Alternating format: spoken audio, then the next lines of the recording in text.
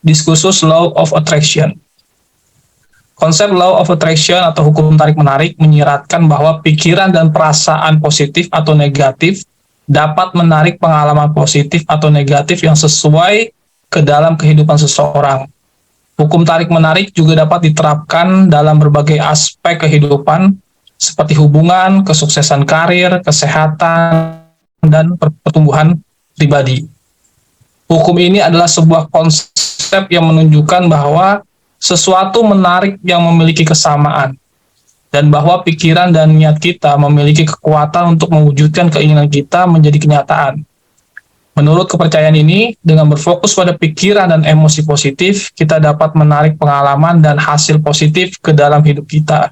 The Law of Attraction mendapatkan popularitas melalui buku dan film berjudul The Secret, yang memperkenalkan konsep tersebut kepada khalayak yang lebih luas. Idenya berakar pada berbagai ajaran filosofis dan spiritual, termasuk pemikiran baru, dan ajaran penulis seperti Napoleon Hill dan Esther Hicks.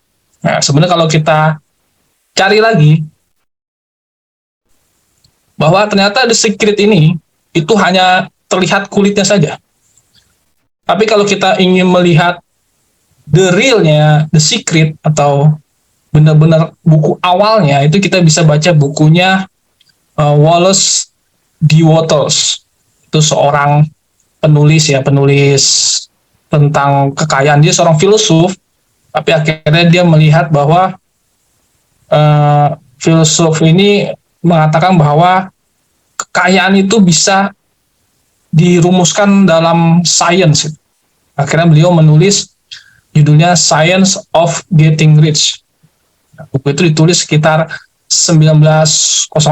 Jadi di saat para founding father kita masih bocah-bocah ingusan gitu ya.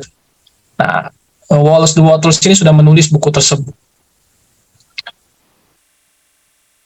Nah, ini konsepnya sama dengan Law of Attraction dari Rhonda Byrne ya, karena mereka ini sama-sama dulunya miskin, hidupnya melarat, tapi dia mengatakan bahwa ketika kita miskin itu tidak perlu kita mengeluhkan kemiskinan kita atau berfokus pada kemiskinan kita, tapi kita walaupun miskin, kita harus memunculkan rasa keberlimpahan.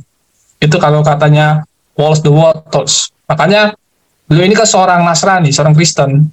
Ketika Natal, dia membuat istrinya dan anak-anaknya membuat pohon Natal. Padahal saat itu ekonominya sedang di bawah ya, sedang mengalami kemiskinan. Kemudian di depan pohon Natal tersebut, beliau mengatakan, saya orang kaya, saya orang berlimpah, gitu. Seperti itulah dia memunculkan afirmasi positif yang akhirnya menyebabkan dia menjadi kaya beneran gitu. Jadi bagi Wallace D. Wattles itu kita tidak boleh berpikir kita miskin, kita boleh berpikir bahwa kekayaan itu hanya dikuasai oleh segelintir orang, atau kekayaan itu sudah dikuasai oleh sekelompok orang, dan lingkungan itu mempengaruhi pada ekonomi seseorang. Itu adalah pikiran-pikiran yang harus kita singkirkan. Kita harus berpikir positif bahwa kekayaan itu luas, bahwa Tuhan itu disebutnya adalah dia menyebutnya sebagai asal muasal segala sesuatu. Maka kalau dia bisa memberikan seseorang kekayaan, maka kita pun juga bisa. Kalau orang yang di perkotaan bisa kaya, maka yang di pedesaan seharusnya bisa kaya juga. Nah itu jadi kita dituntut untuk selalu berpikir positif, agar kita bisa menarik hal-hal yang positif juga. Nah itu beberapa gambaran teorinya ya.